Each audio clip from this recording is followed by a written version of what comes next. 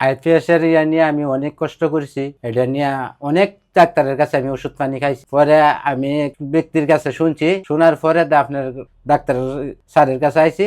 স্যারে আমার এই ওষুধটা একবার দিছে, পরে দেখে খাইলাম। আল্লাহ দিলে এই ওষুধটা খাওয়ার পরে আল্লাহ অনেক রহমত করছে। আসসালামু আলাইকুম। আজকে আপনাদের সাথে শেয়ার করতে চাচ্ছি একজন আইবিএস পেশেন্টের গল্প, যিনি হচ্ছে আমাদের চেম্বারে 1 মাস পূর্বে এসেছিলেন এবং তার আইবিএস এর সমস্যা নিয়ে তিনি অনেক জায়গা থেকে মেডিসিন খেয়েছেন, কোনো ফলাফল বা ভালো উপকার পাননি। অনেক জায়গায় ট্রিটমেন্ট করিয়েছেন, অনেক ডাক্তার চিকিৎসক দেখিয়েছেন।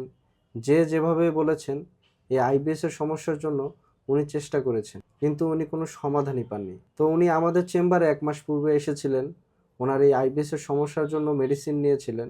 বর্তমানে আজকে উনি আবার আমাদের চেম্বারে আসছেন। ওনার আইবিএস এর সমস্যা কতটুকু পরিবর্তন হলো এবং বর্তমানে উনি কেমন আছে এই বিষয়ে ওনার সাথে কথা বলবো, সরাসরি ওনার মুখ থেকেই শুনবো। আসসালামু আলাইকুম। ওয়ালাইকুম সালাম।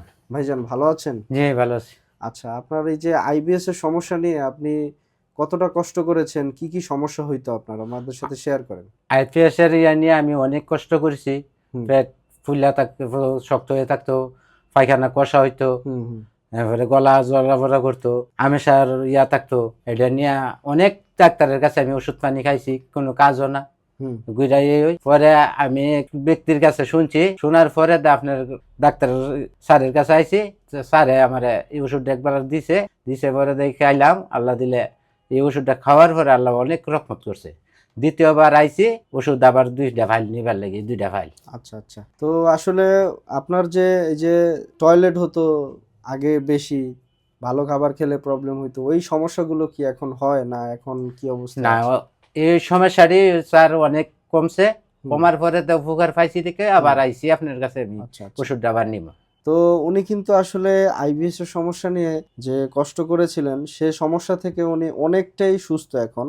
বলতে গেলে প্রায় 80 থেকে 90% সুস্থ। এই আইবিএস এর সমস্যার সমাধান ওনার পুরোপুরি করার জন্যই কিন্তু আবার এসেছেন উনি আইবিএস কেয়ার নেওয়ার জন্য।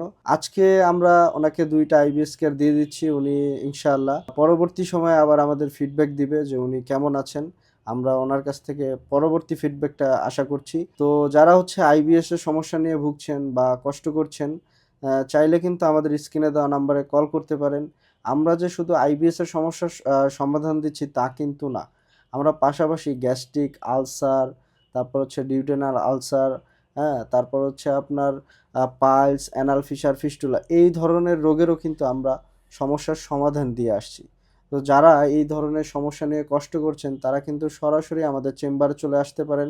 আমাদের চেম্বার হচ্ছে ঢাকা নিউ মার্কেট সংলগ্ন আজিমপুর বাসস্ট্যান্ড, আজিমপুর আধুনিক নগর মার্কেটের লিফটের 4-এ। তো অবশ্যই আপনি আসার আগে আমাদের সাথে যোগাযোগ করে আসবেন। ভালো থাকবেন, সুস্থ থাকবেন, নেচার সেবার সাথে থাকবেন। আসসালামু আলাইকুম।